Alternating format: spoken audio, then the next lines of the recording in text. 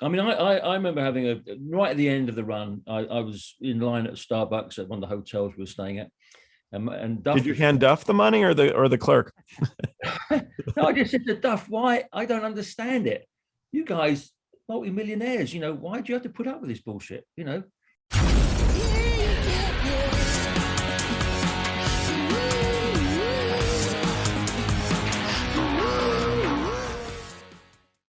Thanks for checking out Party Like a Rockstar podcast. I'm your host, Joel Miller.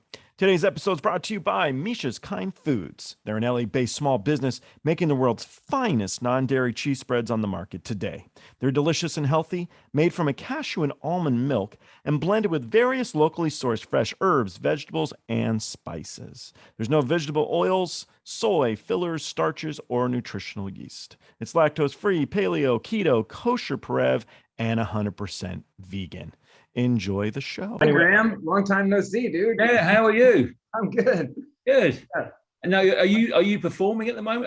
Are you playing instruments rather than teching?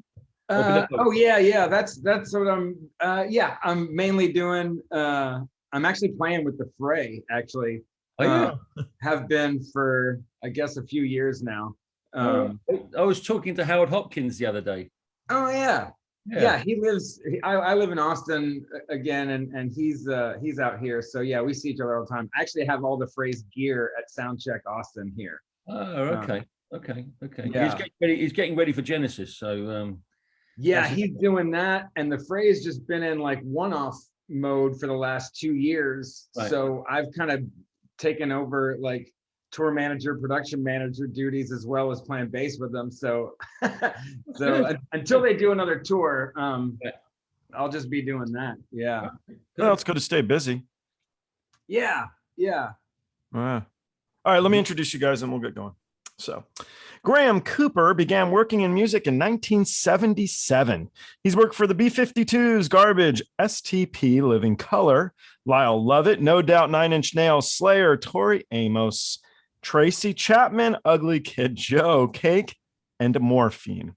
Einar Pedersen is a bass player. He's worked with The Awful Truth, Gaudi, Kacy Crowley, Lord Friday the 13th, Jeff Klein, Kelly Clarkson, Reba McIntire, The Fray, Stone Wheels, Radney Foster, and members of both Tool and Weezer.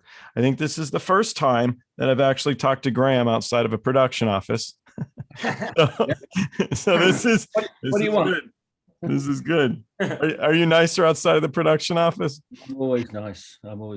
So I was doing some research on I figured with your name on it, I'd find all this information about you, but alas, have you typed your name into YouTube? Oh yeah. I probably know what you're getting at. Maybe one of my favorite hits that comes up is when Kelly Clarkson called me out on stage to act like a backup dancer. Is that what you're getting at? There was a few. So I type you, and the first one that comes up is Kelly Clarkson's Sexy Dance. And yep. I was like, okay, he's a dancer. And then there's another one where she's just talking about the guys in the band. So she just basically, the gist on you is she's happy you're single and from Texas. Very happy you're from Texas. And then there's one here where you're wearing a Miss Universe thing. Yep. And then it totally jumps. Outside because I have a new puppy. Sorry about the walk. I got to keep an eye on her. Oh, you're golden. And then it totally makes a jump to a tribute at the Nordic Heritage Museum. Oh, which is I'm presuming it's not you. Well, and then there's another guy. There's a hockey tribute. player. What's the tribute to? The tribute is it's in Washington, Seattle, Washington, and it's a Nordic Heritage Museum thing. Honestly, I didn't click on the link. But I thought it was funny. So your name's more common than I thought. And then there's like a super scary looking hockey player named Rolf Einar Pedersen. And I was like, whoa, he's like the evil Einar. There's actually, my side of my family actually pronounces it Einar, sort of like reindeer, right? Einar, okay. And it's it's culturally, or I guess by area, you'll find this a little bit differently. But yeah, it's weird where the name pops up. Like there was a catcher who just now retired from the Cleveland Indians from Cuba, whose name was Einar Diaz. The Nordic influence is sort of everywhere. And funny enough, my Latino brothers and sisters, because phonetically in the Spanish language, they're the ones that say that pronounce it Einar upon looking at it. Yeah. I thought you were going to come up with a thing Googling about barbershop music. So I did find that it's called That Old Barbershop Style. Is that you? Yep. Nope, that's my grandfather. It's really cool stuff. Have you heard this, Graeme? No. Oh, No. you got to type it in. It was fantastic. That's a crazy one. I'm the third, right? So it's him and then my dad and me. And my grandfather was an insanely like prolific writer and arranger of barbershop music. And in fact, when my parents got together, my mom's dad was a Dixieland jazz drummer. I have his 1938 Gretsch kit now it's a piece of art in my house. But yeah, beautiful thing. But when they got together, number one invited my mom's dad to some barbershop stuff because found he was in music. Turns out he had a great tenor voice, so he sang barbershop like the whole rest of his life. But Graham's a hell of a singer. He leaves the shower door open so everyone can hear. Yeah. And we appreciate it every time. But yeah, he actually to the day he died wrote tons of stuff, and to this day there are still tons of his songs performed all over the world in contests. And I actually went in my 20s to a tribute in Lafayette where all these barbershop quartets and ensembles came from all over the world to pay tribute to the Barbershop Society's two most prolific contributors. And it was my grandfather and Irving Berlin. It was the weirdest thing. Wow. It was a whole night of all of them doing Irving Berlin songs and Einar Pedersen Sr. songs. What a magical moment. So were you the only one from your family who attended, or? No, I come from a big family. We were all there. And one of my uncles, Leif, he was a singer with the Tommy Dorsey Orchestra for like 15 years. So, you know, yeah. So but when you were a kid, you're a little dude, you're deciding what you want to do with your life. Did you choose early on you wanted to be a musician? And then I'm assuming everybody was quite supportive. Yes, everyone was very supportive, but also very realistic. You know, my grandfather, although second to Irving Berlin in an entire genre of American music. Irving who? I don't know. I know Einar Pedersen. I don't know this Irving Berlin guy. Well, he never made a dime from it. And so, you know, there was that aspect with my dad, my parents, you know, his brother who sang with Tommy Dorsey for 15 years, you know, sang in front of presidents and on the, you know, Tonight Show. But, you know, once he decided to have a family in his 50s, he had to get a real job. Like, you know, so there's the reality of the path. Sure. Was always, you know, at least something that I had reference to. Do you sing backup when you're playing with the Fray or whoever you happen to be working with, or you do? Can you do barbershop stuff? Yeah. The funny thing is, I just produced at the studio that I'm partnered with here in Austin. We just did this band Stone Wheels, who's like a psychedelic sort of, you know, Doug Somm kind of Townes Van Zandt kind of group, right? And I play with them from time to time.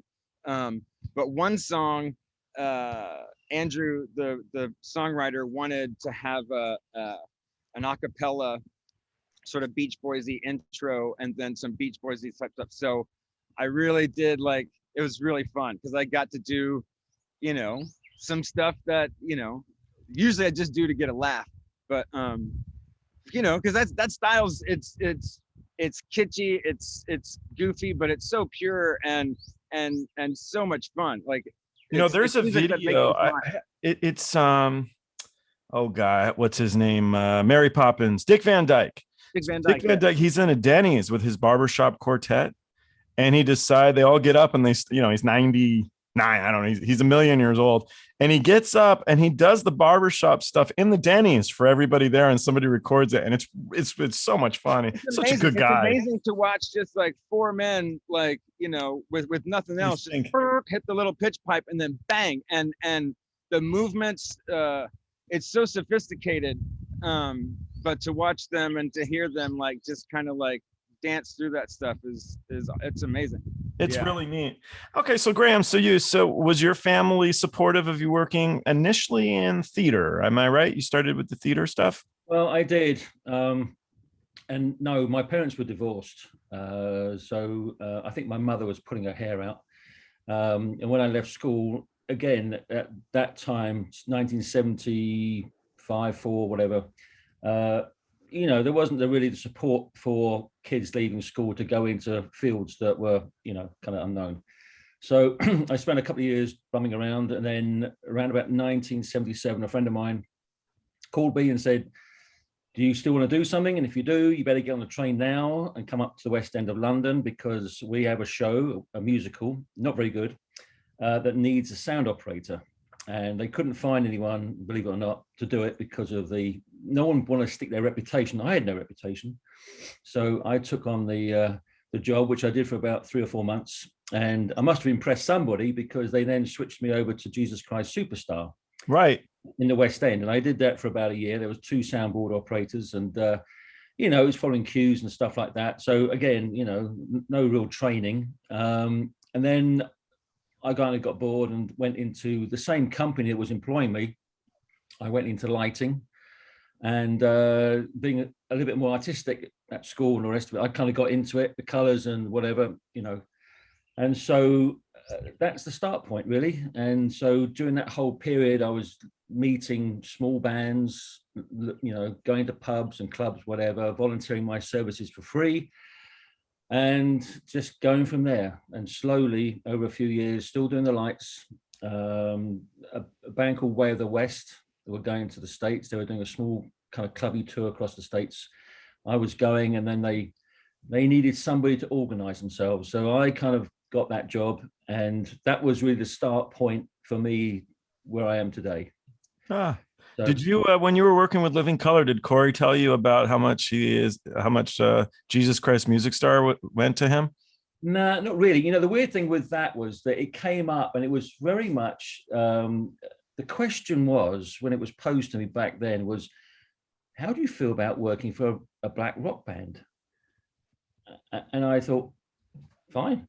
Well, who's asking the question? No, I can't say. But okay, but the question was posed. It wasn't posed in a, in a sinister way, but it was just posed because it was not usual. These black. I was gonna be like, is it those Guns N' Roses guys? I didn't know. I asked him. I'm like, well, didn't you tour with Guns N' Roses? And he goes, no, we did one show, and I didn't really get along with Axl. I was like, oh, sorry. Well, no, I worked with the Velvet Revolver, which was the Guns N' Roses. Oh, sure. That's from STP, we then went on. Scott get signed up to do the Velvet Revolver tour, and he was surrounded by Guns N' Roses crew, and so he made a point of saying, I need someone from the STP guys to come in and help me out. And because lucky old me, I got that job, and we had 2 years of interesting times. Were you with Maxie? Was with you or no? No, Maxie never did Guns N' Roses with me anyway. He did Guns. I thought he did Velvet too. No, he's STP. Yeah, that I know, but I thought he did Velvet as well, but maybe I'm wrong. Well, he may well have done. The thing was, not during my time, as far as I remember, we were going through monitor engineers pretty quick. And Shocker. I remember seeing Weiland throw his megaphone across the stage towards the monitor engineer, who, fortunately, when I shouted duck, he ducked. But but Maxie may well have done it. Later on. See, when Graeme speaks, people listen. Duck. Ah. Yeah. But, I would have been like goose. Oh yeah, we had some really interesting times. I remember being on stage at sound check in California for an outdoor event, and the night before we'd been in Vegas at the Hard Rock, and we had a real meltdown scene with the band, and so much so caused by only one person, but it had rolled over. And so we had this scene on stage where I'm in the middle of Matt Sorum and Duff McKagan, both bare-chested, about to take each other out. There was only going to be one winner, really, but so I had to kind of calm them down. And this is all, again, this is the leftovers of STP rolling into a Velvet Revolver, that whole the whole thing there. And so you become very much the diplomat, very much the trying to calm everyone down and not get distracted by other things going off, so. Yeah. I mean, in all seriousness, I would think that'd be kind of hard with the personalities in that band specifically. I don't think that'd be the cushiest gig. Well, you know what the thing was for me, I found them all, the Guns N' Roses guys, sweet as. Yeah. They're very, very sweet, easy to get on with, and great times, but there's a lot of chaos. There's a lot of managers involved, a lot of, politics, and politics when it gets into the game, it's very hard. It's very hard. And so you're having to deal with, and you're treading on eggshells all the time. You're trying really to make the thing work and get through to the next show, but it can be very hard. Do you think that time of Scott's life was difficult for him, performing with a different band? I don't. The thing with STP was that they could have been such a huge band. Yeah, huge band, but they were, unfortunately for them, and I did their very first European tour. Mm-hmm. They first came to Europe in 1994, whatever it was. Small clubs. Weiland was fine. Everyone was fine. They went back to the States. They did that tour, and it all went wrong. Then I came back to do. I left them in Eindhoven at a 600 capacity show. Within maybe a year or so, I was back with them doing a headline date, Kansas City, 19,000. That was the jump. And, we then went through this whole game, which was, Weiland was doing his thing. It was very much, we all had to work around him. Everything was geared around him all the time. And then that all broke up, and then he got signed up to do Velvet, and they obviously rescued him. They took him away, cleaned him up, brought him back in, and they did everything for him. They worked really hard to make it work, and they had gone through the nightmare already, with Axl, and I don't think they really wanted to go through it again. All they wanted to do was just have a good time. That was all they did, and everyone had their. Matt Sorum was like, he had his heart on his sleeve. He, this was his project for once in his life. This was his project. He really wanted this to work, and he just felt frustrated that other factors were playing into it now. And so we ran that 2 years, and I was bounced off that tour twice. No kidding. No reason given. Huh. I was reinstated twice. I left, much to the band's. Well, Weiland especially, he went mad. He came after me, and he couldn't believe that I was going to leave. And I said, really? And I think his last words to me were, "You'll never work in this business again." And I thought, you know what? I've heard that before somewhere. And so we did all that. And then I came back at the end with this period. I just finished off Tracy Chapman in Geneva. I love Tracy Chapman. Now, all the things they say about her, forget it. It's not true. I had 3 tours with her, and she was fab. Yeah. But going back, so I'd sent them a note saying, "Hey, do you need a bag man?" They were doing 3 shows at the end of the Christmas Eve, wherever, New York. Straight away, yeah. Are you available? I said, sure. Oh, you can be TM as well. I said, oh, okay. So I came back, and I did those 3 shows, and you know what? Thank you. No more.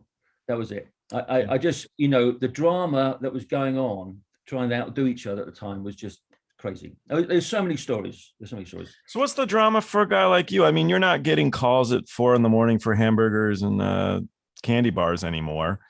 So is it just people arguing all the time, and you're tired of hearing it, or what is it that you're dealing with that sucks so much? Yeah.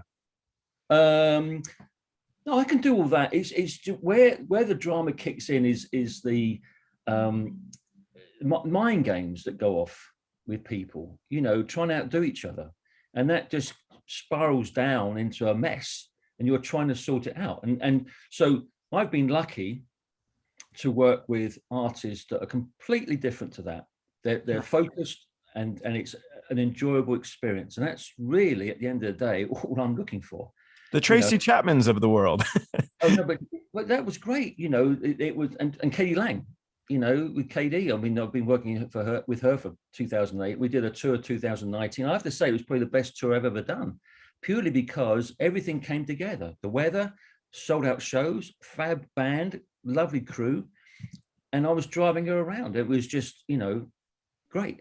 So when people say to me, "Oh, would you like to come back and work for this particular artist?" and I'd probably say, "You know what? Thanks, but no thanks." Yeah, I'm getting older. I'm getting old. I am getting old, and I'm getting to that point where I've done it all. Yeah, I really need to go back and have this horrible mess. Yeah. So from watching that with Kelly Clarkson, I got that same feeling of like you're working with your family almost. It's like the vibe you can see from that. Are you as close as it appears watching your YouTube? My YouTube thing? Yeah, I don't know. Yeah, I mean, yes, that was a 10-year stretch for me. And so long time. Yeah. And it was like we spent, definitely those first 6 years. I mean, those were long tours. And yeah, around each other a lot. That one of Kelly's sort of best assets, I think, is that she did everything she could to make sure that, it's weird to say monotony when you're on a giant like Enormo Dome tour like that, but yeah, it's fucking Groundhog Day every day, and you're in all these great cities and you don't get to go enjoy them. So she would really do a great job of breaking the tension like on a weekly basis. When I first met the Fray, a great example is that was a summer tour where there was a co-headlining thing, right? That's where I first met Howard and all those guys, and they kind of would one up each other. Like the Fray would show up with like one morning, Kelly came off of her bus and all the Fray guys are in a baby pool in front of her bus door with a cardboard cutout of a thing that they found at a record store or something on the way there. And then the next day we wake up and Kelly brings in like a big bouncy house with a water slide on it in the parking lot at the next venue. Oh, so, total one up there. The water slide's big. Stuff like that. It was really fun. And all those stage things, pranks were a big part of our tours. For sure, last show, we would obliterate whoever was on tour with us during their show, and our crew would destroy us on ours. But we would have pranks throughout the year. What were some of the pranks? I've heard some brutal ones on here. There was one when they poured honey all over everybody in the act. We didn't ever go that far, but we went really bad. Yeah, my first tour with them was 2005, I guess. It was after she broke. Basically, the band was on the road for 2 years. They started in a van and ended up with the biggest record in the world. Thought they were done. Came home to LA. I was living in LA at the time. Bass player, drummer had taken other gigs. One of the guitar players got fired, which is another great YouTube clip that you can see of him getting fired on stage in Ireland. Amazing. I missed that one. All right. Was it Graeme? But so when we started that tour, it was Zach Alford on drums, me on bass, and then Aben Eubanks, who was in the opening band, came in as a guitar player. And so that whole tour was nothing but a victory lap for them. That tour came up because I think it was Ford Motor Company was like, "Hey, we want you to go back on the road, go sell some of our cars. Here's a big box of money. Can you do it?" Yes. They scrambled to put a band together. But anyway, one prank that began during that tour was at the end of the night, we'd play Since You've Been Gone, obviously. And Kelly and Jimmy Messer would appear in the crowd on a thing, start the song, just guitar and her. And then they would walk back, do the thing, come back on stage. Well, about 2 weeks before, maybe 3 weeks before the end of the tour, when they would come up, the crew guys that were ushering them through the crowd decided one day to come up and just grab me around the waist, pick me up, and take me off into the loading dock and stick me in a truck. And I just made my way back out, and it was hilarious. And no one knew, But then every night they would grab a new person. Just chuck them. and take them off stage. And the last night of the show or the tour, we had lots of pranks going on. But this one thing at the end of the show, we all knew that there were 2 people that hadn't gotten yet, Kelly and our drummer, Zach Alfred. So when they came up on the stage after that one, the crew guy that was usually grabbing people, he came to me and sort of power slid on his knees with a pair of wire cutters. And I felt somebody behind me grab me around my waist, and he snips 2 of my 3 strings off and gets up and fucks off. And so I'm like, God damn it. And so, and they're picking people off. They pick off our keyboard player. His tech is on the side of the stage playing his parts as they take him off. They take Kelly, pick Kelly up, take her off the back deck, throw her in a truck and shut the door. And then somebody goes and grabs Zach Alfred around the waist, pulls his in-ears because he wasn't wireless. He had a hardwired on a mixer, and take him off, and nothing stops. And we're all looking around like, what the hell? Well, it was Pete Moffat, his drum tech, who was off in the wings of the stage on what we called the mobilator. That was this thing that we used for the middle set it was a mobile stage that would roll out. He was on there. Front of house just was ready to like A-kit, B-kit. As soon as they pulled him up, it was seamless. It was amazing. And then, we did stuff like for the opening band that year, we did the trick where like, as they're playing their last song, we would just one at a time, the band would walk out and just take a piece of the drum set off just slowly as the song went on till it was just left with a hi-hat, that kind of stuff. Like, yeah. So what's this like for upper management guys, Ram? I mean, you're hearing all this crap going on the stage. You're in the office. Is your head going like, ugh, I'm the one who has to deal with it and it's not funny? Or are you giggling away sometimes too? Well, I remember, I mean, when I was TMing STP, we were on tour with the Red Hot Chili Peppers. We had done 2 legs across America. And we were up in Seattle, whatever the normal dome was up there. Is this the popcorn? Yeah. The popcorn? Yeah, all right, yeah. You heard the story?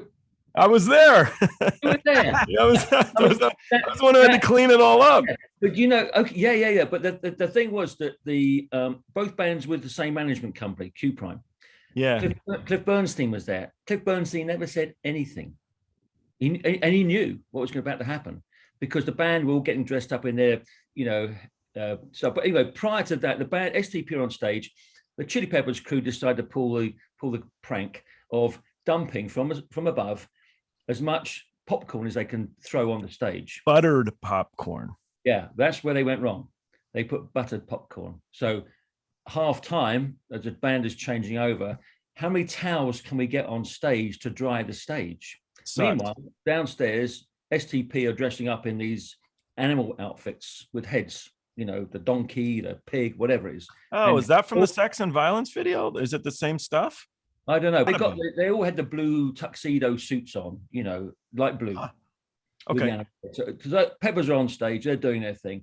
And so at the given moment, STP are going to storm the stage with loads of cans of, I don't know, whipped cream or whatever it's going to be. And so they charge on the stage and they're spraying everybody with this. And of course, it's almost like a cartoon scene of watching the feet going like this and going nowhere, So we eventually get the band off stage down and the show ends and the Peppers come down and it's like the worst thing ever. It is the worst thing ever. The only guy that thought it was funny and got it was Chad. The other really? Yeah, Chad was the only one that got it. He thought it was hilarious. Well, if you remember Bobby Lee? Do you remember Bobby? Bobby Lee was the tour manager for the Chili. Yeah. Well, was he tour manager or production manager? Maybe production. I don't know. I can't remember. Production. I don't know. Anyway, it was like a morgue in their dressing room. And Cliff Bernstein came in to our dressing room and said, "You guys are going to have to go and apologize." But I said, "You've got to be joking. They've done it to us. We're doing it to them. They should get," and they didn't have any sense of humor whatsoever. They just didn't. They didn't get any of it. And so I don't know why, but they did. They went across. I watched them walk across, like going to the headmaster's office, to get reamed out. And then they went, and that was it. So what, the Chili Peppers guys apologized to the STP fella? No. STP had to go and apologize to the Chili's. For hitting them with whipped cream? No, well, yeah, ruining the show. I don't remember any of that. This is the second half of the story. I didn't know any of this. John Frusciante was playing guitar. He said at the end of this 18-month world tour, that's it. Everything's ruined. Everything is ruined. I thought, you know what? Go away. Well, he had his flying V. I don't know, maybe he was annoyed it had butter on it. You know what? If you can't take it, don't dish it out. That's all I say. If you're going to popcorn thing was bad, man. It should have been something else, but it wasn't. Buttered popcorn wasn't thought through. It tasted good though. Yeah, it did. Yeah. Yeah, it did. Was that the worst one that you've had in all the years? Pranks. Yeah, I don't. Tracy Chapman don't do pranks. Katy Lane don't do pranks. I mean, a lot of these guys just don't do it. I don't remember any pranks with STP. Is it Tool? Apart from that one, anyway. With her, there was the daughter of a record label executive who saw her play in a coffee shop in college, and that's where her career bloomed. Tracy? Yeah. Is that? I don't honestly know, because I only came in because I was working for ATB, which was the booking agent / promoter of the UK, and Barry Dickens was Tracy's agent, and Elliot Roberts, I believe, was involved with Tracy. And I would hear stories coming back, how difficult she was, and I couldn't tell you how she was, picked up originally and whatever. All I can tell you is that I had a call, and someone said, "Oh, Tracy's looking for a TM," and immediately I said, "I'm not interested. I've heard the stories. I don't want to do it." And it kind of went around, and every time someone called me, "I got a job for you. I said, "Oh yeah, who's it? Tracy Chapman."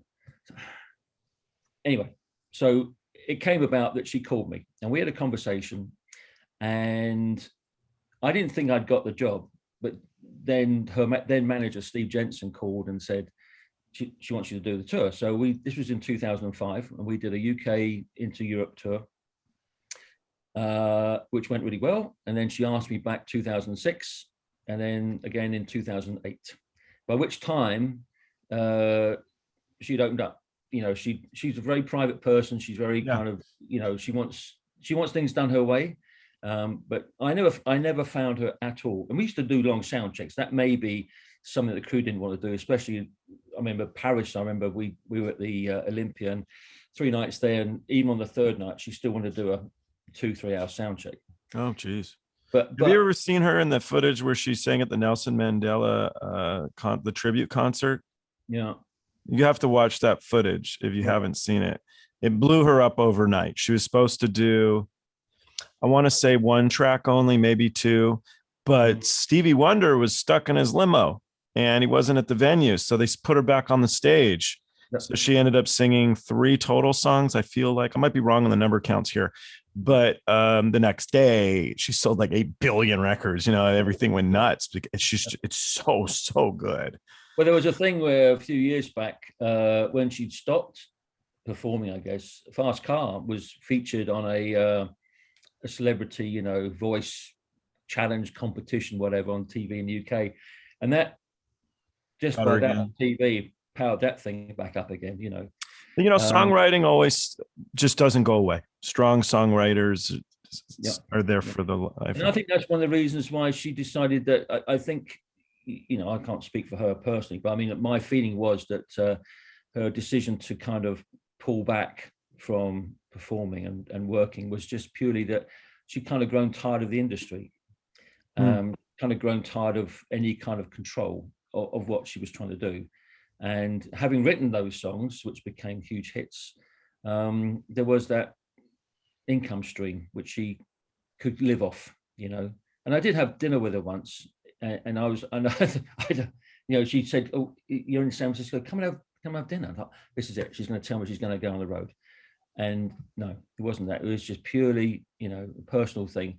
And I hope that she's all, "Graeme, call Einar and ask him about Kelly Clarkson." Anyway, so, great artist, Fantastic. But again, I really don't stay in touch with them because you know, it's business. That I don't really have many relationships, if you like. I try not to, because I don't want to get let down. Yeah. You know, this is the kind of, you feel like you're getting close to somebody, and next thing you know, they don't call you and they're going on tour. And it's happened before. And so I've tried to steer clear. Crew guys, anytime, but bands, try to steer clear of. Yeah. That's what Bobby Schneider actually said in his interview. You get let down a bit here and there. He's like, you know, we get forgotten about quickly sometimes when there's really no reason for it. Well, you know, the thing is with that is that they don't really articulate why they're doing it. They don't sort of come forward. They kind of get a little cowardly about it. They should really sort of say to you, yeah, we're going to change track here. You know, like musicians, you know, we decided to, you know, freshen it up. You know, we're going to have a new drummer or whatever it might be. And sometimes with the crew as well, you just need to tell them, you know, listen, this time round, we're using someone else. Yeah. It's much easier that way. I remember, so when I did that tour with you, it was for the album 4, Einar. It was the STP album 4. I don't remember Scott being terribly bad with drugs and stuff. Is it just that I wasn't privy to it? I mean, was he pretty chill on that tour? I know we had Heavy C, and you guys were all separate. You guys were flying differently than us. You were staying at different hotels, I think, a lot of the time. But was I just missing stuff, or was he pretty clean the whole time? No. I'll tell you what, we did the tour in 19, I'm trying to think which one it was now. I know that one was in 2000. That was the Family Values tour. No, this is before that. Or Family Values was Stained, right? Yeah. So that's after me. That's 2001, 2002, something like that. 2001 then. But we, with the Family Values tour, the plan of action was, we're going to reduce the potential drug issue by hubbing out of cities. So we'd hub out of New York for 13 nights, out of Chicago for a few nights, out of Dallas for a few, whatever it was. And in the hope that we could keep him away from drugs. Okay. It never worked. It never worked. Because you know, when you want something and you're not prepared to, you know, get off the stuff, be it alcohol, drug, whatever it is, the dependency you have, the individual has to make that decision that they want to get off it. Yeah. Not us, not the support staff, not the band, not the manager, whatever. You have to do it. And of course, when he had before Jeff came on board, Heavy C, he had other guys working for him. And at no point did he ever pick the phone up and say, hey, listen, to Heavy C, I've booked an appointment. We're going to go to the local AA place. We're going to go in there and have a meeting. And he never did that. He always relied on other people to do it for him. And that was a big telltale sign. Yeah. He doesn't want to do it. And so Heavy C quit. You know, he came back, he quit. You know, he'd had enough. You know, I'm not your cover here. I'm not going to let everyone think you're okay when clearly you're not. Yeah. But what he did was he got off all those illegal drugs and went into the pills. Yeah. So the Vicodin tour, which was the Family Values tour, was a classic in all senses. See, I had this innocence. I was a young guy, and I think I missed out on a lot because I'd never been exposed to it, and I didn't know any better. No, you're right. I mean, I wasn't either. I mean, I remember him one night in Toronto doing all this, and I'm thinking, can I give you my? Are you cold? You want something? Yeah, and it wasn't. He wanted to get rid of me. I mean, I'm going to go to bed now. Okay, you know, a bit early, but okay. But he needed to get me out of that area, so he'd go back to his room and then swing around and out the door and get stuff.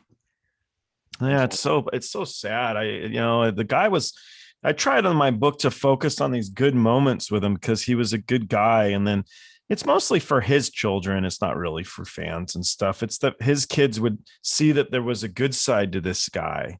He was I think the problem was in the end that his wife, when he died, wrote how she felt about everything. And she Yeah. got a lot of flack. But I tell you what, everything she wrote was true. There was nothing. But the problem is the fans don't want to know about this. No, he was a human being. I read what she wrote, and I mean, it's hard because they said when someone's dead, you know, you do blah blah blah blah. But why brush it under the carpet? She went through some tough stuff because of it all. So yeah, absolutely. And so did his last wife. You know, I mean, she was sweet as, and she loved him to death, and she'd do anything for him. And you know, but at times you think, why are you with him? You know, and I love Scott. You know, I knew Scott for a long time, and we'd have really sort of, you know, we'd sit in the back of the bus and we would talk about the old days, you know, about this and this and this. But you know what? The following day, he'd walk past you as though you never existed. Yeah, there was this. So I have this one story, and it's I'm there. We're trying to go find Scott, and so I go into the parking lot at some venue somewhere, I don't know, and I see a crowd of people. So I walk towards the crowd of people, and Scott is with a pink little fishing pole from like Toys R Us. It's a children's fishing pole, and he's fishing in a stream the size of this pen. And people are starting to come and come and come. So I'm thinking there's nobody with me, and I'm thinking like, oh God, what am I going to do here? This is way over my pay grade. And so I sit down next to him. I'm like, how you doing? and he was like, I'm good. He's like, you know, have you ever been fishing, Rifkin? And I'm like, and you know, actually, no, I never have been. And he goes, well, we should go fishing sometime. And it was just so sad. And I said to him, well, why don't we go inside? Because you got to play here in a bit. And maybe on the next day off, you and me could go fishing. I'm a real young guy. I'm thinking maybe we're really going to go fishing one day. But I'm so relieved that he was going to get up and walk in with me, because there's no way I could make him do that. He's a pretty tough guy. And I just, that event meant a lot to me. I mean, he was probably all drugged out now that we talk about it, because it makes no sense, but it's such a sad moment. And then he went inside and did a great show. So can you turn that, you know, you're a performer, Einar, can you turn this switch that easily where you go out on the stage and you kill it when you have this inner turmoil stuff going on in your head? You know, there is something to even down to, there's a great bit that Patton Oswalt does. Oh, he's such a good comic. I love him. About stage health. And he does a bit about how there's this thing that if you're jonesing from junk, or if you got the flu or a stomach virus, you got the shits, like whatever it is, you got a migraine, there's something that happens to you physically. I'm sure it's a mix of adrenaline and everything else, and just the task at hand that somehow keeps those things from happening. His bit is about how it failed him one night and he shits his pants in front of a crowd of people. But yes, there have been countless times. But the rest worked out. Yeah, but there's been countless times just having, you know, 104 temperature and the flu, and you know, there's 20,000 people out there. I got to make a paycheck, and we're in fucking Kuala Lumpur, and so there ain't no sub. So you're sucking it up, because people didn't come pay to see you; they came to see her. So get your ass out there and do it. There's those things. So I can imagine for my friends who battled with the same things that Scott battled with. Yeah. Knowing that at least there's this couple of hour window in this day that I just am ready to fucking end it all, that those 2 hours might make me wake up tomorrow, you know?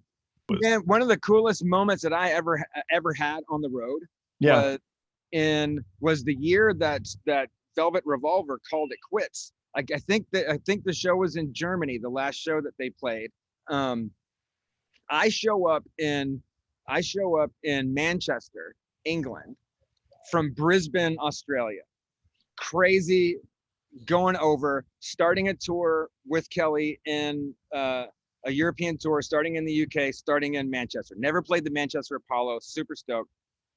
get to London at like 4 o'clock in the morning, get to the Malmaison at about 5:15, 5:30. And my plan was to drop my bags, run down. Breakfast started at 6. My favorite thing overseas is breakfast. So I was going to throw down and then sleep. English breakfast, though? No offense, Graeme. Oh. What? Oh, I'm not a big fan of an English breakfast. No. Oh, well, I'll have yours because there's nothing better than fucking black pudding and sausages and eggs and beans, dude. And breakfast spreads in UK and European hotels are the best. Anyway, that was my plan. If I run up, come back down, get a seat. I'm the only one in the thing, and I'm sitting there looking at the menu. I just ordered some coffee, and I feel a hand on my shoulder. He goes, "Hey, dude," and I turn around as Duff McKagan. Oh, cool. And he goes, "Oh shit, I thought you were my drummer." And I was like, I'm wearing like a beanie cap, and like a cool jacket, but I was like, I look nothing like fucking Matt Storm. So anyway, he goes and sits on the other side of the thing, and I'm sitting there like, it's me and Duff McKagan sitting in the Malmaison fucking dining thing. This is so weird. So I'm trying to be cool. I'm reading the paper. I'm waiting for my food. All I'm thinking about is him. And then I feel somebody come over. I look up and he goes, "Hey, you want to have breakfast?" And I was like, "Yeah." And we sat there for 3 hours, just pounding coffee and talking. It's a lot of eggs and black pudding. Well, it was just a lot of talking. You know what it was, and you go back to saying how all these guys are such sweethearts. Like, yeah, and they're fucking smart motherfuckers too. Yeah, he's interesting. He's a big punk fan, and he's a fun guy. It was amazing. It was like being like 22 years old, finishing a gig somewhere and going to the Denny's at 4 o'clock in the morning, and then another friend from another gig is there, and you sit down and you talk about how your band's about to break up. I had that conversation with Duff. His band was breaking up and he was crushed. And it was amazing to sit there and hear it from him. And we left the thing with him going, "You know what, dude, I'm so excited about?" I was like, "What?" He was like, "All this stuff, it sucks, but I'm really excited to get back to LA and do what I started doing before this tour." And I was like, "What's that?" He was like, "I'm taking bass lessons." And I was like, "Go fuck yourself." And he was like, "Yeah." He was like, "I'm taking bass lessons from dude from Weezer." And he's like, "I've never learned to play with my fingers before.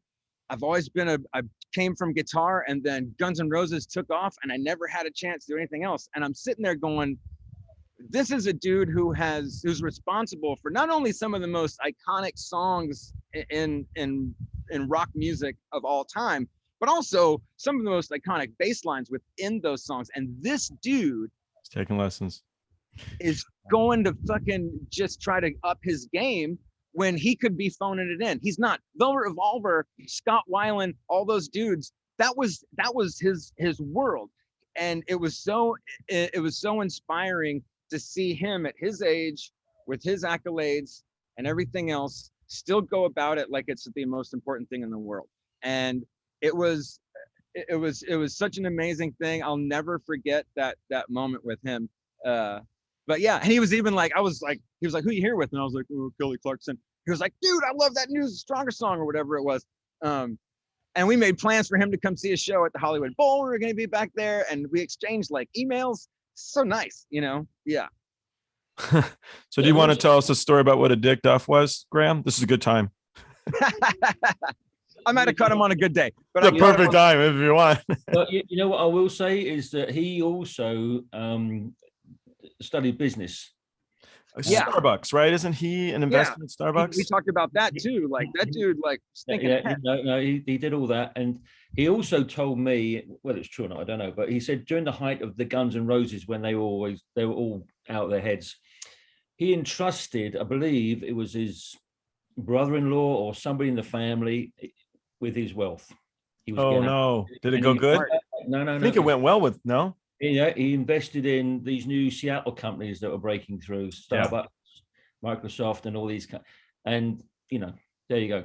Yeah, I had heard like his money from Starbucks is no joke stuff, like real money. No joke. Yeah. And when the Guns N' Roses, I don't know, greatest hits thing came out, whatever. He said, "I got a check for 7 figures or what it was."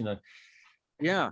He made a great record with Shooter Jennings, you know, like he's still out there looking for something to inspire him, which is amazing, you know. Well, he's changed his career a bit. You know, he was into different kind of music. Then Guns N' Roses took off. He had these business adventures. He's a neat guy. And he wrote books. Yeah, you know, he did books as well. But the thing was that this was one of the things where when we did the Velvet Revolver tour, this is one thing I was learning quick, was that these guys didn't need the money as such. They'd made their money. You know, what they wanted was to have access to be able to perform, write, record, whatever, without the chaos. You know, they want to get. So they hire Scott Weiland, guy who needs the money and lives on chaos. Exactly. So this was the problem. You know, they had a guy who had no money.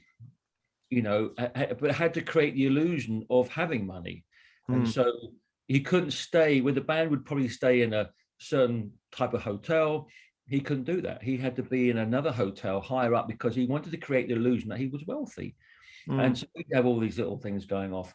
But as I said before, my biggest fear when joining Guns N' Roses is that I would be like swamped with those guys and the crew.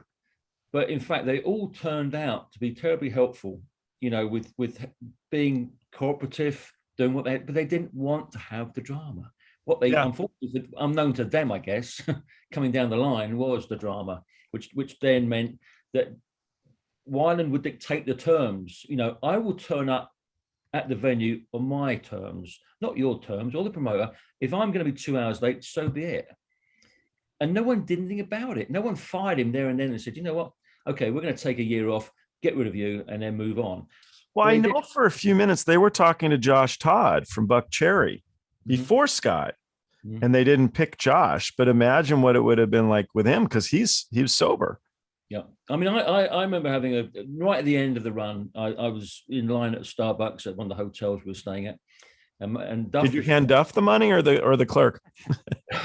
No, I just said to Duff, why? I don't understand it. You guys, multi-millionaires, you know, why do you have to put up with this bullshit? You know, but you know, I don't know. Maybe they liked it. I don't know. Who knows? You know, there's an interview, speaking of pain in the butts, there's an interview with, it's Duff's there, Henry Rollins there, one of the Ramones guys is there, and Johnny Rotten. And he's just trashed. And he is talking so much shit in this interview, and you've got Duff and Rollins just laughing away. You guys should watch that. It's just really, really entertaining. He is so drunk and he's so rude. It's very, very, very, very good. Up his reputation, I guess, you know. It's one of the best. I mean, I love watching Johnny Rotten stuff because he's such a prick. And I don't know why, but it's really funny. Yeah, well, I saw them once on their reunion back in when it was, they were playing Roskilde Festival. And they came on, and then the bottles started coming their way. And I think they got into the first song, and then another bottle came their way, and it was like, throw another bottle at us again, and we're off the stage. You know, another bottle comes in, that was it, gone. Collected their fee, they're out of it. Begs the question, who in the audience was paid by them to throw that bottle? Throw the bottle so they could finish early and go home, collect their pay anyway. Yeah. But they came, they did their thing, and they left, you know, so. Yeah. Nine Inch Nails. When did you do Nine Inch Nails, Graeme? I got the nod to do 1999, end of 1999. Oh. It was a tour of Europe, and it ran into 2000. We went around Europe. We went off to Australia, New Zealand, Japan. Didn't do the US on that run. Although they were going to do it, but again, you know, you're working with an organization that was kind of a little bit of a disconnect. You had the band party A, band party B, different transport arrangements. Manager would only fly in to see Trent if Concorde flew there. That was, you know. Okay. Anyway, so it was a kind of a little bit of an uncomfortable type of tour. You know, drink was involved a lot, trying to get through each show. And I was amazed how much stuff they would trash on stage and then have someone repairing it. That, you know, not necessarily. I mean, I don't know. They were doing it. They had a lot of gear, a lot of keyboards getting trashed, and so we ran all through that. The only funny story I could tell you on that particular tour was in Australia. We were playing a festival, and we'd had a bad night again, and the band, Trent had left. The band were in the tent discussing, you know, what to do next. And we hear this, and bursting through into the tent was Dave Grohl and Taylor, being, you know, goofy as goofy can be, right? Anyway, they all disappear, and then we get in the vans and we're driving out the festival, cars for days. We're getting to the end of the drive for the venue. We take a left turn, we go down the road. It was all red lights, you know, bumper, bumper. And in the distance, there's the blue flashing lights. And as we get closer and closer and closer, we see two young men being surrounded by the cops, you know, and it was them two. And it meant that Dave Grohl had to come back to Australia, I think, for trial. And so that was that one. So that tour, it was like, okay, done it, you know, not really want to go back to that kind of, you know, drama again. And then in 2007, I got a call, and it was Nine Inch Nails again, and different management, different setup. And this time it was Europe again. We started off in Russia, and we worked our way around. We finished up in Vienna. Then we went off to China, Hong Kong, Seoul, Korea. And then we went to Australia to do two shows that had been cancelled in Sydney. And then we ended up in Hawaii. What was going on with Dave and with Taylor? What did they do? They were pulled by the cops for doing whatever they were doing. It had nothing to do with you? Nothing. Well, no. I think they probably had a few drinks as well. Maybe, I don't know. But anyway, it's documented out there. You know, you can check up on it. Do my research. Yeah, but that was the Nine Inch Nails stuff, and I really had it was a completely different type of tour. I mean, you know, there was none of it. It was all focused. You know, the only drama which you can, you know, there were three things that cropped up, but one of them is on YouTube, I believe, and that was at the third festival. I was talking about this earlier today. They were doing a festival in Finland, and it was the end of a 3-night run, and the show ended with Hurt. So they'd do their main show, curtain down, the band would go off, come back on, and then Hurt would be performed with Trent out front. And they had the screen behind them. And as it got to the end of the song, for the big crescendo at the end, the curtain would come up, the screen would come up, and the band would be behind there. Now, somewhere out there in the fields was a guy with a stack of fireworks. And it was a case of who's cueing him at the end. And he had no cue. No one had given him a headset or a microphone, or whatever, a radio, nothing. So all he was doing was listening to what was going on over there. And of course, if you know the song, it's almost like it's finished, but it hasn't. And so the guys out there, I can't hear anything. Boom, press the button. And of course, then the curtain's coming up as the fireworks kick off. And they're just going everywhere. And if you go on YouTube, I've seen it, it's there. All the fans are turning their cameras around and filming the firework display and everything else. While Trent is still trying to finish his song. Well, of course, you know, we're all on stage, and we're all designated with a band member to look after. So you get a towel and water, whatever, and you make sure they come off and they're covered, you know, Well, I'm Trent's guy, you know, and he comes towards me like a raging bull, you know, and I'm almost like the matador with a towel, you know, and he goes flying past me straight into the dressing room and trashes the dressing room. And of course, you know, the fallout was just really, the promoter couldn't give me an answer at the end of the night. I said, you know, you're going to have to give me a good excuse for me to go to Trent to tell him what fucked up. And he couldn't. So inevitably there was discussions afterwards, and Trent got a big payday out of it. Oh. Yeah. And that happened 3 times on the tour. He got paydays on top of what he's getting, because the Europeans weren't listening, weren't reading, weren't doing anything. So you should get pissed off more often. yeah, I know. I said you could make a lot of money out of this, you know. Yeah, you do good. His beef was, listen, you know, we had some technical problems. The promoters weren't really reading the rider properly. You know, what was required power-wise, because he takes a show out. And that show required, and a lot of these festivals don't think about that. They think, oh, you know, the rider, you know, who reads the rider, you know? And so we had situations where he would try to put his show in and suddenly there wouldn't be enough power for it, or the power would go out during the show. And so inevitably it'd have to be like, oh, you know, penalty time. Yeah. So who's taller, you or Lyle Lovett? Me. You're taller. Who's bigger as well? Oh, you're bigger. Yeah. Graham's scary. Beat you up. You know, so remember when we were in Alaska with STP and the band chartered this little plane to take for the day and go look at, you know, buffalo and stuff like that. Were you on the plane with them? I don't think I was. I know. I remember going up there, but I can't remember. I remember their manager. He hired a seaplane with a pilot, and we went for fish and chips.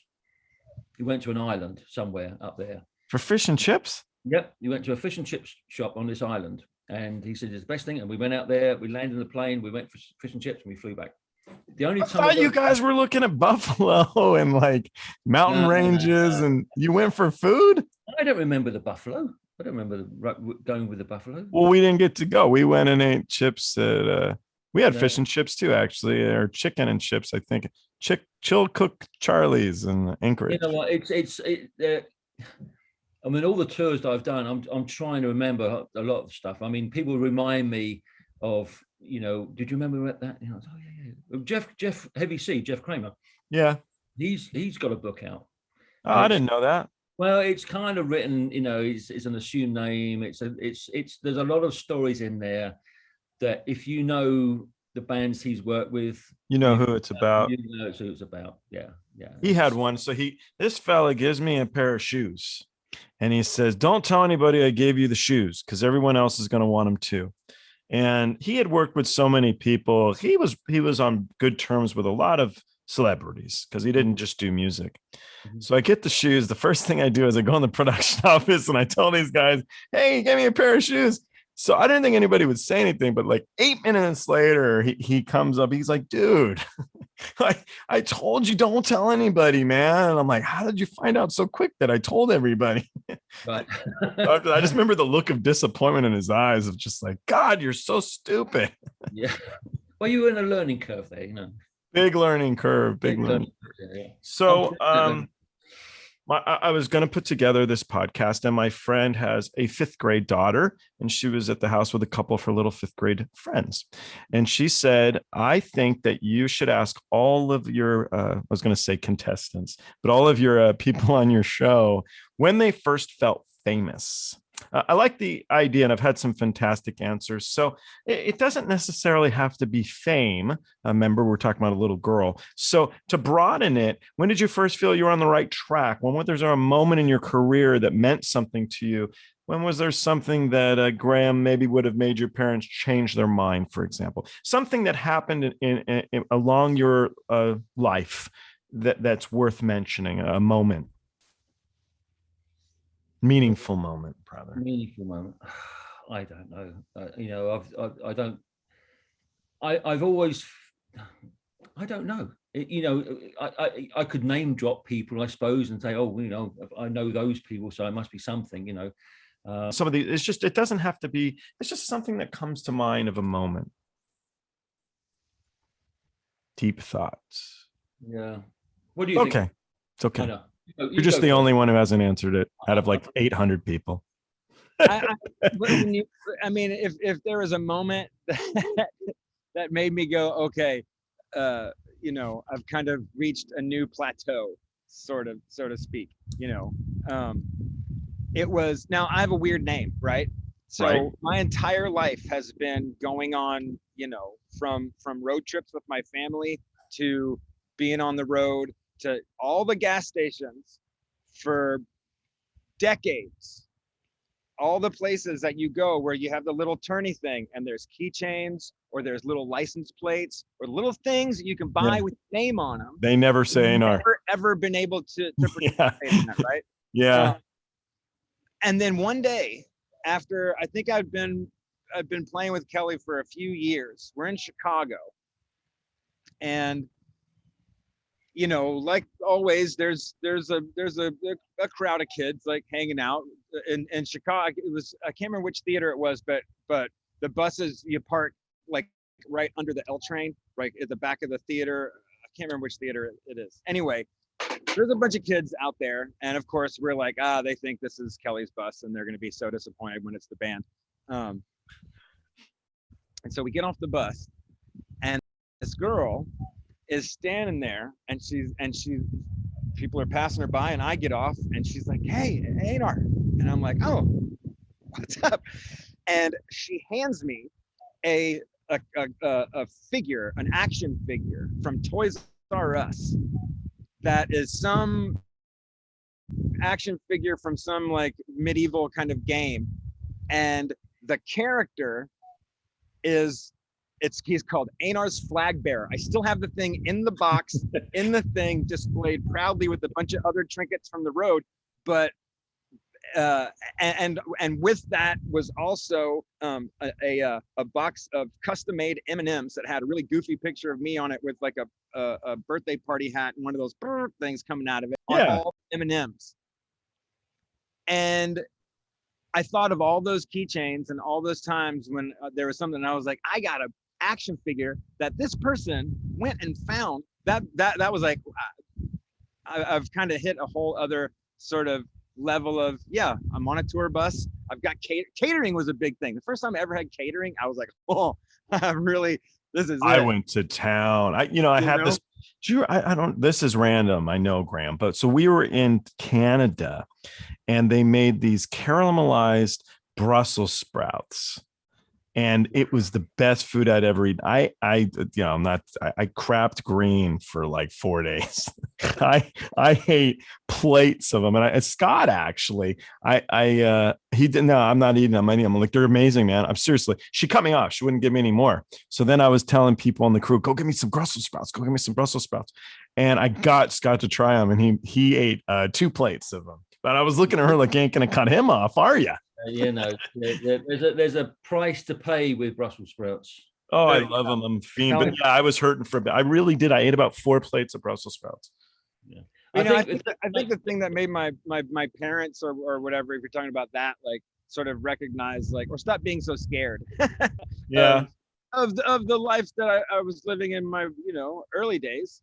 But the first time, I guess I was like 28 when the band Gaudi, when we got signed to Elektra. That was a band that, like, my dad's a crazy fan of music. Mostly 50s stuff, big country encyclopedia.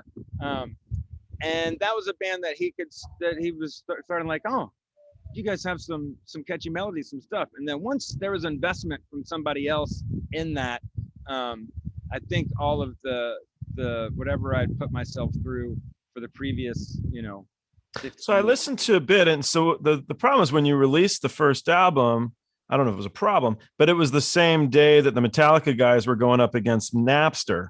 Well, yeah, Lars Ullrich signed us to his vanity label under Elektra. We were one of 4 groups signed to it, and yeah, the morning Johnny, one of the guys, and I were in LA for the release day.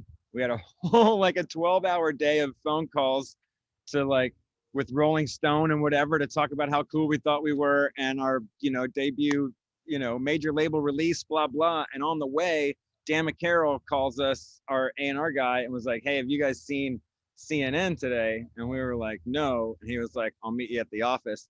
And that whole day turned into us answering something.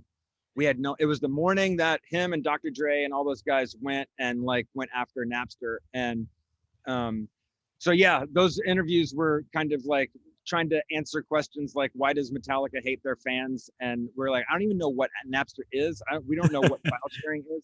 But I tell you what, I think people understand now what Lars and Dre were trying to do. They were not trying to protect their own interests as much as they were trying to protect us. They were looking at the future and recognizing that if we begin this now, 21 years ago, almost to the 4 days ago, 5 days ago, 21 years, 5 days ago, then we're not going to be able to have the system to cultivate new talent to be able to get to a place to where they become the next whatevers. You know, if we would never have heard of all of our heroes if their art was given away from the beginning. There's no way to invest in that growth to then after like maybe record 3 you start making money kind of thing. And it was true. In those days, there still wasn't a real way to measure that stuff. But after 3 months, they at least figured out that we had like something like 40,000 downloads of our shit that nobody paid for. A brand new band who just spent a ton of money for a record label. Those 40,000, if we would have had those 40,000 sales, you know, things could have been different. You know, we made our own internal mistakes. But you know, once the bean counters get to the books and look at sales, they're not caring about downloads at that point. So they were unfortunately, you know, I guess looked at as being greedy when what they were really trying to do was keep us from where we are now, still fighting for the ability to hold on to our intellectual property. So, and we wonder why we don't, you know, people that wonder why aren't there bands like this and that anymore? Well, it's because the years that you didn't know what was going on with those bands while there was a system that was cultivating them to become awesome doesn't exist anymore. So unfortunately, yeah. You know, question, Graeme. So I'll get asked a lot. So when you guys are setting up the stage, like what were the STP guys doing all day? Because they didn't sound check or whatever you say. What were they doing? And I'm like, I don't know, rock star guy stuff. But were they doing interviews all day, or what did the band do when we were working? You know, it varied. It varied to where they were. You know, a lot of time they'd stay in the hotels. Sometimes they venture out if their wives were in town. Maybe they'd go out, you know, but a lot of the time they'd stay pretty close to the hotel. You know, if you have a character like Scott, you know, who attracted attention, you'd have to keep him under wraps. But you know, they were not as, I mean, for me, we would just do our daily stuff. You know, there wouldn't be a lot of, you know, causing any problems at all. You know, it's I hate to not be able to give any tidbits. No, you're okay. I just wonder. I mean, you know, it's when you're younger, you think, oh, I don't know, they're partying all day with whatever. You know, you don't want to know. Sometimes you've got enough on your plate as it is, and you sometimes, you know, don't care. That you know, best not to know. I remember when I first started touring and you're out in whatever, some random place, and then you just run into everybody at the mall and you're like, oh, that's what you guys are doing today. Same as us. Yeah. But, you know, a lot of the artists, you know, I mean, KD would go off and do her thing. You know, she was, again, somebody who didn't want to be with anybody per se. She wanted, you know, didn't want anyone hanging around her to go with her. She just wanted to be free to go off and do her stuff. Tracy might want to have someone go with her just to keep her company. You know, it all varies band to band. So cool. I have no set play with anything really. It depends on the personality involved, really. You know. Yeah, fair enough. Golf clubs. Golf clubs. Oh, to go on the day off, just go find a place to go golf. It's the best, and especially if you're doing sheds or even arenas. There's always a place right around that you can hit at least practice balls or do something. There's always a course close, dude. Yeah. The 23rd, and that helped me out so much in 2013 when Kelly and Maroon 5 did a tour together. I brought my golf clubs, and there's a few venues that have a setup in the back where you can swing some clubs. And Pittsburgh has a little man-made pond with a little, you know, what do you call it, AstroTurf deck about 100 I don't know, 30 yards out in the middle of the pond. You can also try to hit them over the pond. And a little place you can hit, and they sell you a bag of balls for $15. And that was the morning that I met the Maroon 5 dudes. It was like our second or third show. And I was up early hitting balls into the water. And Levine gets off the bus and he's like, whoa, what are you doing? And I was like, man, check it out. And handed him my club, hit a few, and he goes, come here. We go to their backline truck, and in the nose was at least a baker's dozen of sets of golf clubs. So that whole tour, every morning I'd get a text, and it would be Adam, Matt Flynn, the drummer, their one of their tour managers, like 5 of us. I played 36 days of golf on a 48-day run. Like show day, we get up at show day, go play, come home, take a nap, play the gig. Days off, I'd meet at their hotel or they'd pick me up on the way. It was amazing. It was the best. I think I must travel. I must tour with different bands who don't do that. I mean, I can't think of any band apart from Garbage who actually had the to go out, and they called it hack and slash. They went out in the golf carts and they would just go for it with loads of booze, you know. It's just a great way to kill the day, you know. Yeah. All day. Hacking away. Yeah. With the Cranberries, we'd bring a ping pong table and they'd all play ping pong all day. Yeah, the Fray had a ping pong table out. It's broken now, but yeah, that was one thing. It's a bitch to get a ping pong table across the country, man. They don't like being moved. They would take a ping pong table and a basketball goal. Wow. Yeah.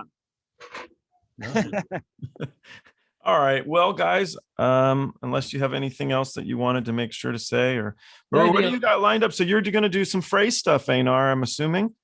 Yeah, well, we're making up. When the pandemic hit, we were on the East Coast. We were in Mohegan Sun the day that the state of emergency went down. So we all hauled ass back from there. So October, November, we're finally making up like a handful of shows that got canceled, and then see what's going on with next year. Cool. But I'm, I turned 51 this year. I've got disc problems and everything else from just touring and teching too. Like I've never been afraid to go out on the road and like string guitars, if I wasn't playing them one summer. So yeah, I've kind of transitioned to more of a studio thing here in town, which is great. I'm working with a lot of young bands. I work with a nonprofit here where they let me sit and consult with young artists trying to make a go at this. And I, speak to them like, not a person with a tie, like a person who's smelled everything from the dingiest fucking nightclubs to Wembley Stadium, you know what I mean? And so It's amazing. It's really invigorating. It keeps me hustling, watching these kids, trying to convince them like, look, the 21st century tells you that you got to go get a fucking marketing degree to do anything in this business. But I'm telling you, you just need to go out there and try to be awesome. You gotta hustle. Fucking faces. Try to just, do the work. Like, make the songs that make people want to work with you, and then somebody else will market that shit for you. But try to be the band that you want to go see. That ain't easy. But you'll pass up everybody if that's your focus. Yeah, for sure. What about you, Graeme? Do you have anything lined up yet? Well, David Cross. Oh, okay. Oh, awesome. Yeah. I toured with him in 2018. And is this like okay with you? You look like God. Yeah, you look like the heavens have come and It's like we are in the presence of greatness. We are aware. Okay, well, yeah, right. Okay, so let me start again then. Okay, so yes, David Cross. 2018, I did a North American run with him, and then we went to Europe. It was during obviously the Trump era, and so it was a tough one with him. But anyway, he's now got a new thing coming together, and we spoke the other day, and so he's asked me to get involved, and so we'll see what happens. He's so good. I mean, again, you know, a lot of things are going to be dependent on this virus. Yeah. And, you know, not only the virus, but in Europe, it's going to be Brexit and how that's going to pan out with, you know, visas aren't necessarily the big issue. It's more to do with transport, getting it around. And so, you know, we'll have to see how that pans out. But anyway, and then I think Lyle will be going out next year. We'll see if he wants me or not. He's so good too. Oh, yeah. Yeah, no, it's very I love his very, music. very. I mean, he's a guy that you could have a program and just him on talking about. And this came up randomly because I did this book, and the book, I tried not to talk shit. I don't think I did, and people liked it a lot. It was the #1 new release on Amazon and biographies. It's still on Amazon's bestsellers list, and it was about touring with Scott and all these other bands and just my experiences with it. And I think people appreciated. I didn't slag women off the whole time. In fact, none at all.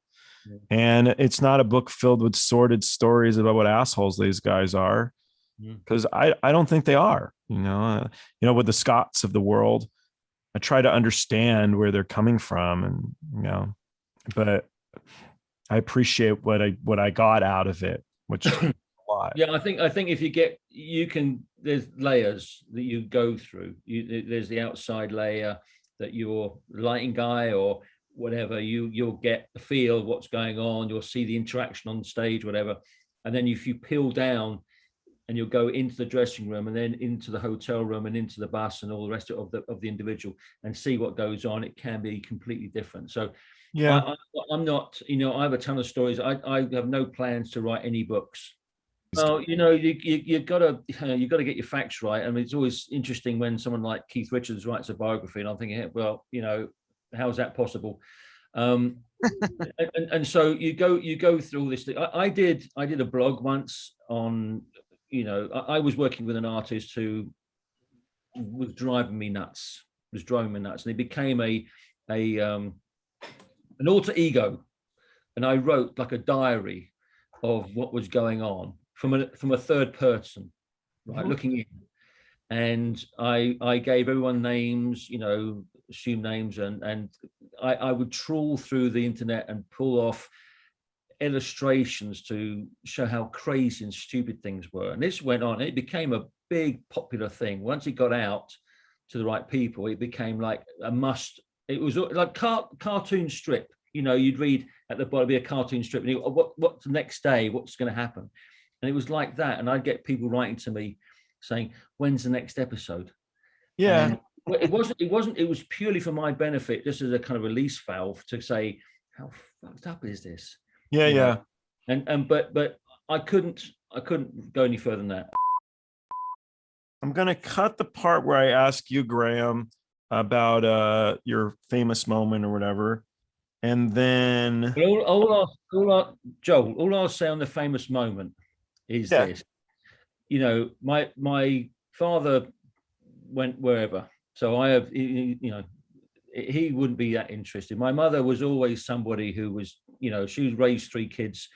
And I think she was just, you know, just get a job.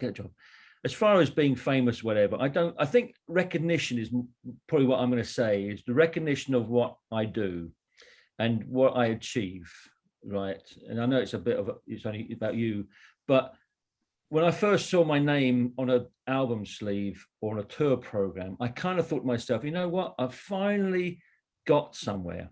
Someone is recognizing me that I'm on a tour of substance, you know, because I remember, you know, applying for visas and they wanted to know who you'd worked for.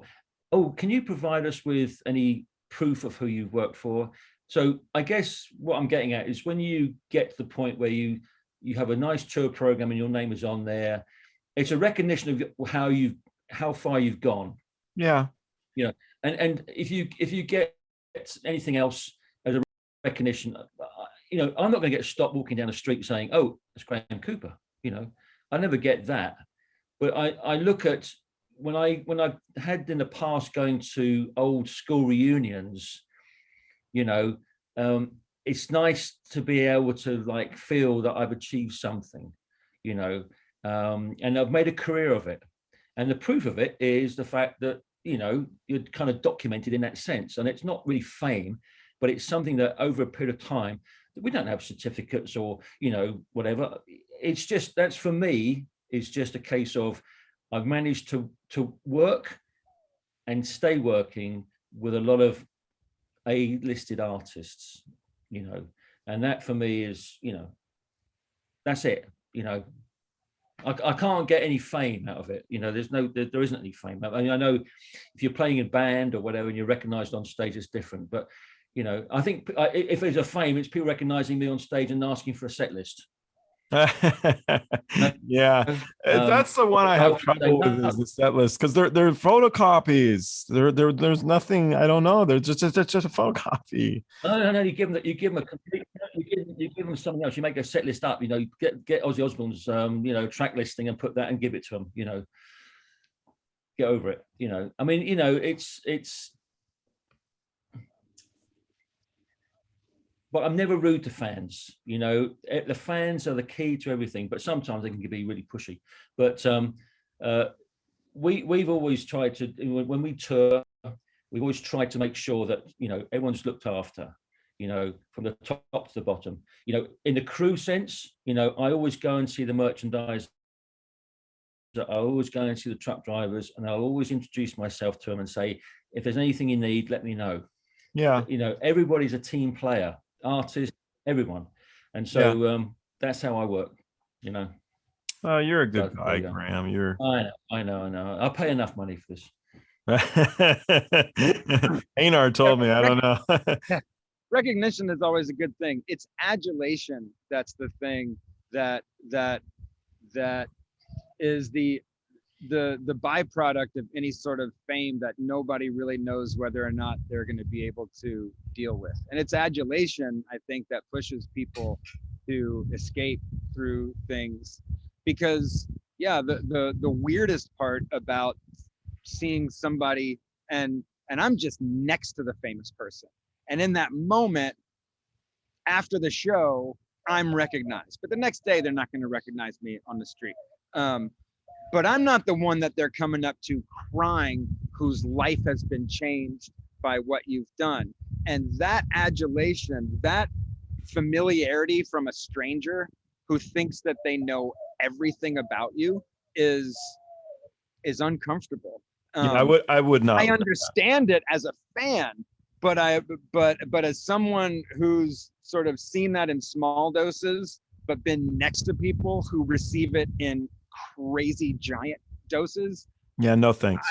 I totally understand why people like Neil Peart never went to meet and greets. I understand why somebody like Scott Weiland or somebody else might turn to something to just shut all that stuff off, because it's an unfair expectation of a personality that you probably don't possess, but you do in the eyes of this person who only knows you from what they can get from your lyrics and from interviews.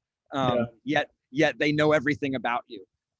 That's got to be a crazy. Them too. I mean, the thing, if they're that into it, they have a void of their own that they're trying to fulfill. You have to be cool, and you have to recognize, like, I exist because of that love and that adulation. It's a crazy balancing game, Yeah, maybe it's just because of the touring at a younger age, but I never asked for an autograph in my life. I was just always scared to. And I met a couple of heroes when I was young that I know it was my fault. I caught them at the wrong time and asked the wrong questions and was too in their face and was too much like this. And, and they weren't the person that I expected them to be. And I took that as a negative thing about them. And I was like, that's all my fault. I don't want to do this ever again to my heroes. So I'm not going to go meet them. I'm a little kid. I'm like in junior high. We get our parents to drop us off at the movie theater. And there's a hockey player named Luc Robitaille. Yeah. And he's in the urinal. He has his dick in his hand. He's taking a piss. And my friend is like, he's bugging him. He's asking him questions. He wants his autograph. And I'm young, but at the same, I'm 13, and I'm like, dude, let the guy at least like wash his hands, man. So he comes out and he probably signed my friend's autograph. I don't remember, But he left, and I said to my buddy, like, dude, that was really rude, man. You know, the guy's there with his family. I made this thing of it, and my buddy's like, dude, he gets paid a lot of money, and part of the money that he gets paid is to deal with this.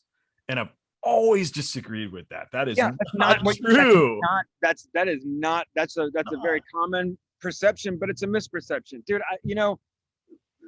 Watching Kelly Clarkson deal with such grace for so many years, with so much unfair aspects. Like, imagine you go to the grocery store all the time and you're waiting in line, and when you're bored waiting for the person in front of you, you look at all the rags that are all the tabloids that are there. They're horrible. Can you imagine what it must be like to go, no matter where you go in the world, when you're just trying to be a normal person and you see those things about you on the cover of those things?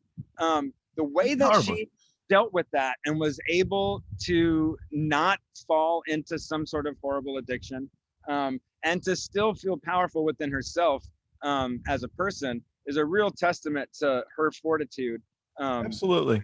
And it's those things that, once you start being somebody that's like, yeah, like the little watchdog, like, I'm working for this person now, and I'm one of I'm in their circle, I'm part of this trust, and it's like my sister, or it's like my brother, whoever I'm playing with. Those things start to take on a whole new aspect of, like, man, how much of a dick have I been about my perception of famous people, athletes, rock stars, whatever the fuck, just because I got an opinion about somebody that I've never met in my life, and I only judge them by what they do. So Bob Dylan, you have to sign something where you can't look at him. I'm like, have you ever tried to eat lunch with someone staring at you and not blinking for 40 minutes? It's awkward, man. Or you're eating your Brussels sprouts. Anyhow. But it is true. And I tell you what, there's nothing, if everybody could experience what it's like on a tour, if you could just have the skills to just be useful in some capacity, to go out on the road and spend some time with fucking truck drivers and riggers and everybody else. My favorite part of being on the road was waking up early and just going and watching it all go up. No kidding. And talking to and hanging out with the truck drivers and all those guys. And it's such a traveling circus. I've been lucky enough to be everyone that I've been around, whether it's a small, 8-man crew or 50 people traveling together. I've been lucky enough to where it's always been fun. It's always been fun. And when you're out together, you really are a traveling gang that protects its own. And that's my favorite part about all of it. It's my favorite part about being in a band, that sort of you against the world kind of thing. And when you're on one of those traveling insanity fucking tours where you're just living the same day over and over in a different place that looks the same but looks kind of different, but I don't know where we are, but who cares? We're together. Man, there's nothing like that in the world. There really isn't, It's their family. Yeah.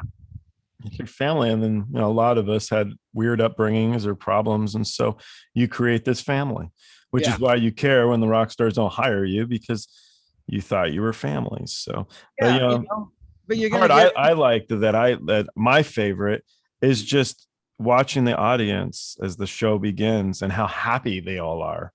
Ooh, that explosion when when you get that first blackout after the opener's done and you're about to walk out it's amazing. Yeah, these people are already they've worked their butts off. They have their own problems. They have so much going on in their lives, and they've made a point to come see you. And they're elated, and they should be. And so your job is to make it where they enjoy now $80, $100, whatever the tickets costs. Yeah. So that they got it. Because for some of those people, that's a lot of money, man. Yeah. So I just like watching the audiences, and I think anybody involved with a tour, sound crew, lighting, backline, when that band hits the stage, it's a big thing. I've done it many times where I just feel like this is it. This is why I've done this. Yeah. I'm part of it, Yeah. So that's the kind of almost fame bit, you're part of it. But it's a great feeling. It's a great feeling. And I've never, ever thought, since I've been doing this job, it's ever been work as such. It's been a challenge, of course, but I never wake up in the morning going, ooh, I don't want to do this anymore. I've always loved doing it. I've loved the fact that we've been able to travel. We've been able to see places that many, many people haven't seen. Even if it's just a snapshot, we've been given that lucky opportunity. So when we decide to retire, at whatever age that's going to be, we don't necessarily have to go out and travel again. We've been youthful enough to go out and see it, and how many times we've been to these places. And so I count myself very lucky. It's a pro and a con. There's obviously pros for what we do and there's cons for what we do, but I wouldn't trade it in. Yeah. It's always been, I always hated working in an office, and to get this opportunity to meet so many interesting people and experience so many different things of this life, then, as I say, I wouldn't trade it by anything, So may it long continue. Yeah. I hope. Well, thank you very much, guys. It's been a pleasure. It's fun. Yeah, it was a good one. Look out for your book, by the way. Okay. In Vegas, we were at the end of the Family Values tour. We had 2 shows on our own at the Hard Rock in Las Vegas, and the night before, Weiland couldn't get any Vicodin, so it was a real struggle. He was like really erratic and difficult, and the band didn't want to know. And so we flew into Vegas, and he just gone. Car, try and score whatever he had to score. We got to the hotel, and it was a Sunday night, and U2 were playing at the Thomas Mack Arena. And so I'd gone down there to see the show. Anyway, before the end of the show as such, they come after me and say, you're going to have to go back to the hotel. It's really important. So they got the U2 runner to take me back to the hotel, because Weiland had been arrested by the house security for allegedly assaulting his wife. Oh. And what had happened was that he'd asked me if he could use my room. He didn't tell me why, but he said, can I use your room? I said, fine, okay, no problem. I'm going out. So he called a doctor, one of the house doctors, to come by and get Vicodin that he needed. Now, he always carried with him, during the beginning of the tour, he fell off stage in Boston, and he'd always carried with him the x-rays of the fall. So he could use that as his excuse to get any medication. So he gets to the room. His wife finds out. So she confronts him and the doctor in my room saying, this guy is, Scott Weiland, he's a drug, and the guy didn't know anything. So he just said, listen, I'm going to write down the script and, I'm out of here. So he disappeared. So anyway, so they get into it, and he allegedly manhandles her to get out of the room. She calls security. They have a policy where they put him under some sort of house arrest. So I'm there. So the scene is set that I'm in my room with Scott. I've got Charlie Hernandez. I've got John Brannigan from the agency and a couple other people. They're not letting us leave. They've got a security guy on the door, and they've got a security guy outside the door. Huh. So they're holding us, because if she goes ahead to press charges, he'll get taken by the cops. So how crazy it is. He says to me, well, call my lawyer.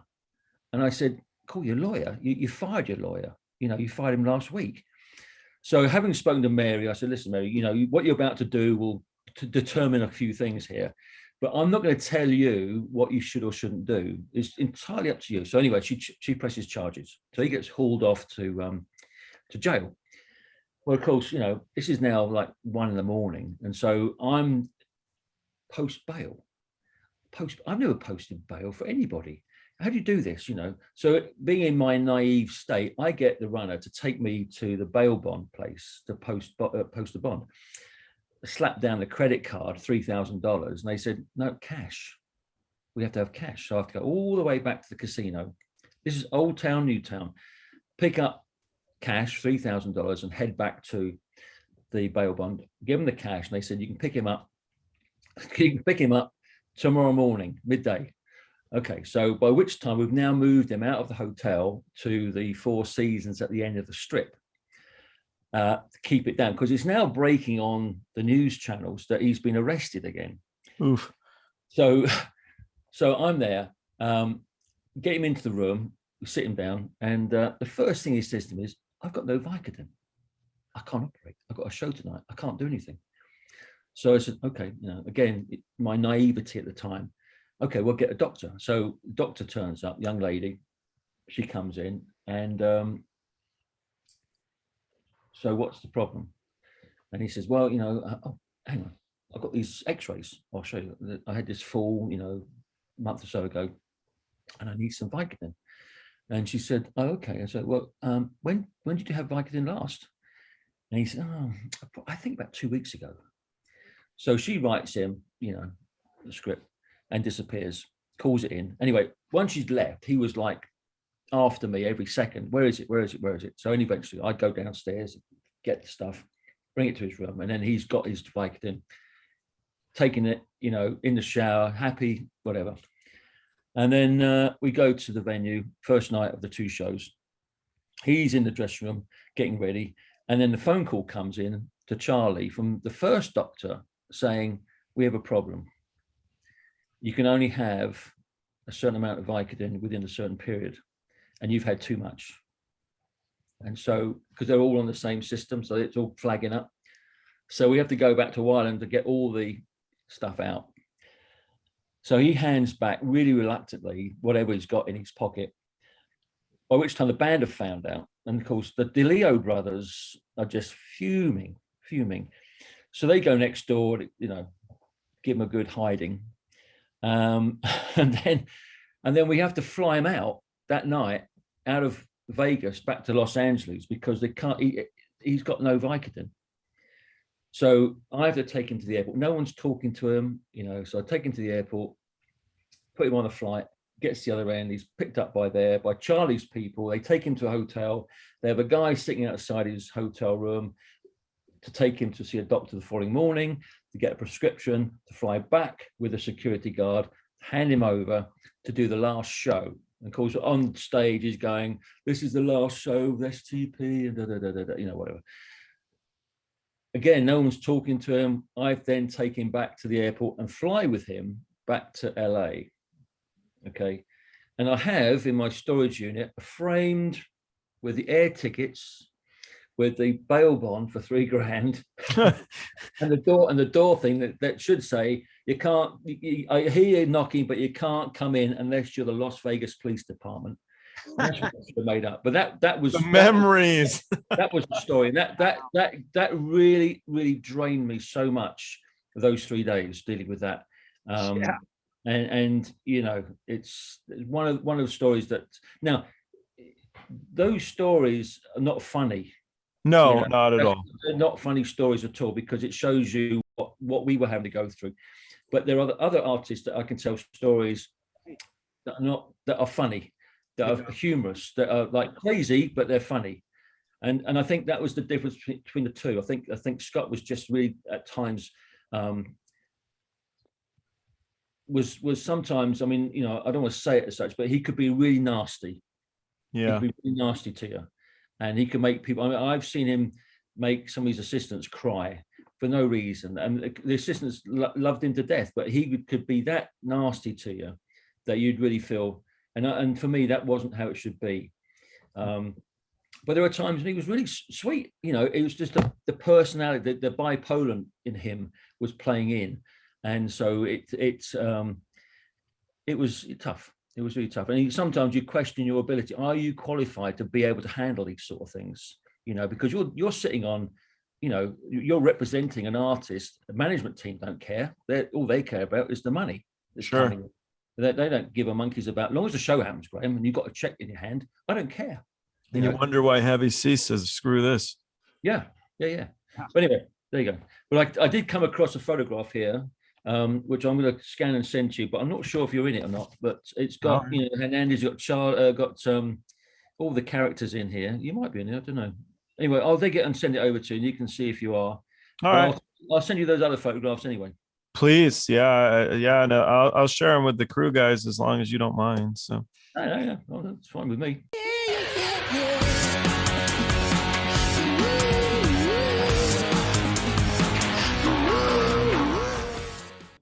Hey, thanks for watching Party Like a Rock Star. If you're not already subscribed to the Facebook or YouTube channels, do it. We're also on Twitter, Instagram, and TikTok. The handle is Party of Stars. Thanks for watching. We'll see you next time.